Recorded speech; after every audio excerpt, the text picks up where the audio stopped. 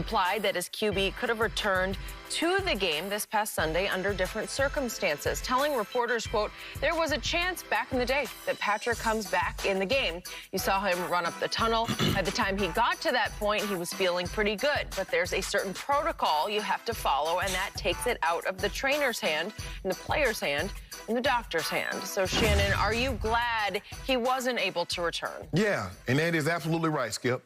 But we know more now than we knew 20 years ago, 30 years ago, hell, 10 years ago. We know more. We know concussions and repeated concussions have lasting and long-term effects. And billion-dollar lawsuits against any corporation will change the way you do business. Yep. The NFL, Skip, they used to have put out these videos jacked up and you got smashed and all. They don't do that anymore because that was leading to it. And Skip, look, we know the players. We see guys have injuries and they take injections and they get out there and they go play. This is for an opportunity to get to the Super Bowl, and you see Aaron Donald on the field crying after the game because he's like, man, I don't know how many more opportunities I'm going to get like this, and here's an opportunity that's gone because I'm not 100%. In years past, Andy Reid is absolutely right, Skip. That game got close like it got. He came running right back down out the tunnel and then put his butt in there. But the NFL says, we're going to, you know what? We're going to take it out of your hands because you're going to do it in the best interest of the team. And the player says, you know what? The player's going to do what my guys need me, Skip. They counting on me. I got to be superhero for them. So the NFL says we're taking it out of the team's hands. We're taking it out of the player's hands. We getting independent doctors and neurologists on the sideline. And for most part, Skip, when a guy get dinged, he ain't coming back in the game. And when you see a guy get like that, get hit like he a boxer, and he's staggering, he has to be held, he shouldn't come back in the game. But he's absolutely right. You could have gotten days staggered like that in years past, 15 years ago, and they'd have put your butt right back in the game. I'm glad the NFL is doing what they can to take the players out of it because, Skip, you don't want to let your teammates down, especially in a moment like this. So I'm glad the NFL has adopted different protocols. I'm glad the team has no say in it. I'm glad the players, because, hell, Skip, they used to ask you back in the day, you see these two fingers, how many fingers I got? You have to go repeat what you said. You said you had them two. And I run back in the game. So it happens.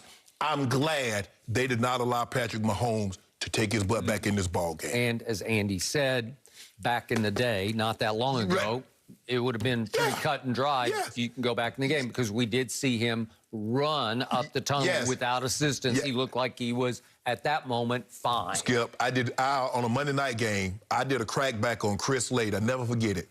I hit it with the crown of my helmet. I knocked both of us. I was out. We were winning the game. We was up by like 20 points, Skip. That thing got close. Guess who went back in the game in the fourth quarter? Me.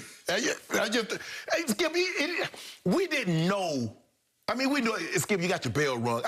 I didn't even hear the term concussion until I was damn near probably like 8, 9 years in the league.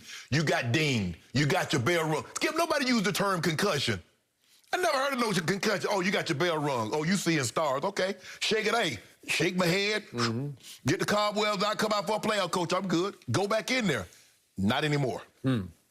So my first brush with this came back in 1979 when I was first covering the Dallas Cowboys, and the great Roger Staubach was told by his family doctor, not the team doctor, his family doctor, Roger, you got to stop. It's just too many. What was his nickname early in his career? Roger the Dodger. Okay. So he would run like a madman, and he was really good. He's a Heisman winner at Navy, obviously, and those first 5, 6 years, remember, he did a Vietnam tour, so he didn't start till he was 28. Right. So this was age 38, but he was like he was still 28. And they just told him, sorry, you need to stop. Right. Team doctor said, you're fine, let's go. Of course. And Roger said, for the sake of my children, my wife, I just have to stop. And it was a shocking announcement in Dallas-Fort Worth because he was it. He's still, I think they had just lost it. Didn't they lose to the Falcons? I think they lost to the Falcons in the playoff that year, Skip. That was his final one, 79. It was the Rams. Right, okay. They just lost to the Rams, and his final pass weirdly went to Herb Scott, which was his offensive guard. You know, that was his last completion. But we didn't know at that moment that was going to be his last completion. My point to you was, nobody had any idea then, except an independent doctor said, Roger, you just can't do that. You're going to have serious problems. Okay, so I got that. I'm all for brain safety. I'm about erring on the side of caution. But the problem with the new policy is it can also err on the side of the absurd, because you have to put every case in the same bin. You know, you have to throw them all in there and say you treat them all the same. Right. Well, they won't even tell you whether Patrick Mahomes actually was diagnosed with a concussion, because we don't know, and they don't care. Well, Skip, I ain't no neurologist or neurosurgeon or anything. I know what he had. Okay, do you? Because I don't, and I've been watching for a long time. I still don't see what happened to cause him to stagger. But Skip, that's the thing, though, Skip. You might not have saw it. Okay, remember, even our Jay Glazer reported soon after the game that there was some report out that he had some information out of Kansas City that he got choked out a la UFC, you know, where you lost oxygen supply because the linebacker has him around the throat for a second. To me, it didn't look like it was long enough to get choked out, but that it was an oxygen problem. And he does, if you see it, he falls on the football, which can, as you well know, it can knock that breath out of you, and you feel like you're about to die for a second. You see him fall on the football here, and yet his head didn't hit the turf. And Andy said he was told that it was the blow to the back of the head that staggered him. I don't know. Again, I'm just shooting in the dark. I'm just guessing like you are. But the body language of the stagger, that's it. But now all bets are off. Even if you don't know, that's one after you see that player does that, he can't come back in the game. Obviously, this is a big game on Sunday. And it's sink or swim for the Chiefs. You told me yesterday, if there's no Patrick Mahomes, Buffalo's got a great shot at winning this game. Buffalo winning the game. Okay, so you say it's a done deal, Buffalo wins. So it's sink or swim. Yes. Does Patrick pass or not through the concussion protocol? So just to remind everybody, because it's fairly new, there are 5 steps to this protocol. They're complex. You know, the first one's just light stretching and balance training and very light aerobic exercise. And then if you have to be passed through that step, and then you graduate to more serious cardiovascular exercise. You do more balance tests. And remember, they've already taken your baseline scores before the year starts, your neurological baseline scores. So you have to pass that your tests are showing you're back at your baseline. That's just stage 2 of this. Then you go to stage 3, and it's a limited amount of football-specific exercise. And then if you pass, you go to stage 4. It's another big round of tests and non-contact football drills. Okay? And then if you pass to stage 5, guess what has to happen? You've got what's called now the INC, Independent Neurological Consultant.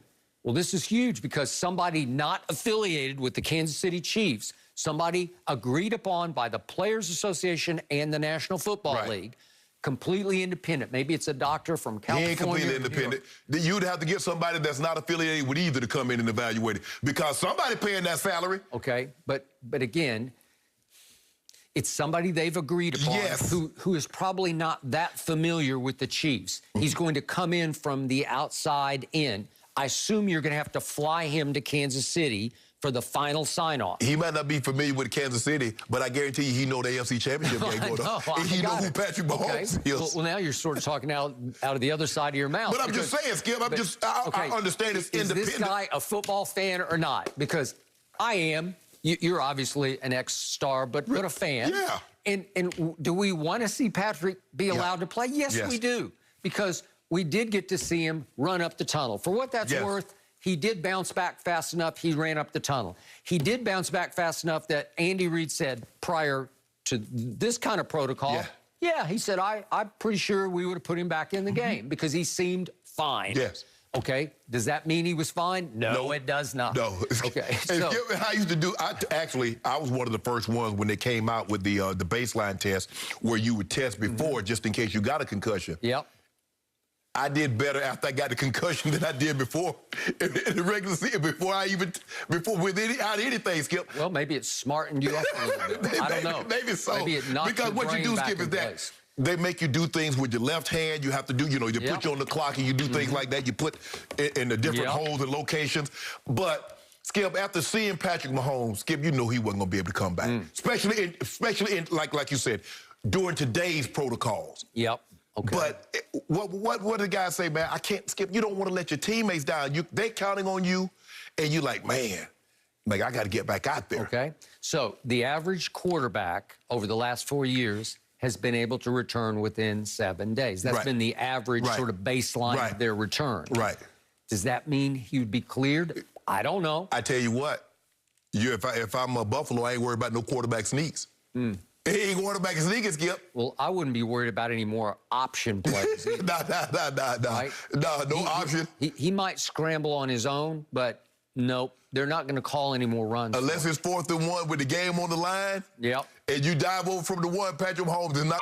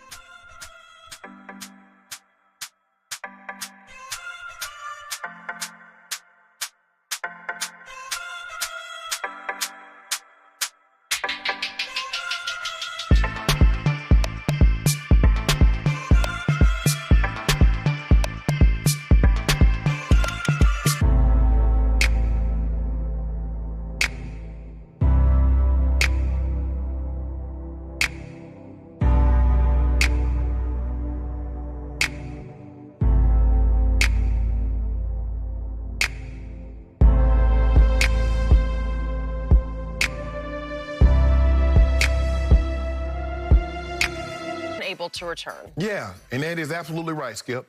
But we know more now than we knew 20 years ago, 30 years ago, hell, 10 years ago. We know more. We know concussions and repeated concussions have lasting and long-term effect. And billion-dollar lawsuits against any corporation will change the way you do business. Yep. The NFL, Skip, they used to have put out these videos jacked up and you got smashed and all. They don't do that anymore because that was leading to it. And Skip, look,